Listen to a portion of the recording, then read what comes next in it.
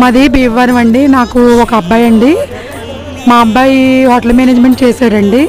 చేసి వైజాగ్లో హైదరాబాద్లో చేశాడు. నేను ఇక్కడికి వచ్చాక వాడు అదర్ కంట్రీ వెళ్ళాడండి. ఆస్ట్రేలియాలో చేస్తున్నాడు జాబు. నా కొడుకుని నిలబెట్టింది ఈ దేవుడేనండి. ఈ వాడపల్లి వచ్చాకే మా అబ్బాయి సెట్ అయ్యాడండి. ఇప్పుడు చక్కగా జాబ్ చేసుకున్నాడు. 1 lakh శాలరీ అండి బాబుకి. అదంతా ఆ దయంతా దేవుడిదేనండి. ఈ వాడపల్లి శ్రీనివాసుదేనండి. ఇక్కడికి వచ్చాక నాకు ఇదంతా జరిగిందండి. మా అబ్బాయి హ్యాపీగా ఉన్నాడు, నేను హ్యాపీగా ఉన్నాను.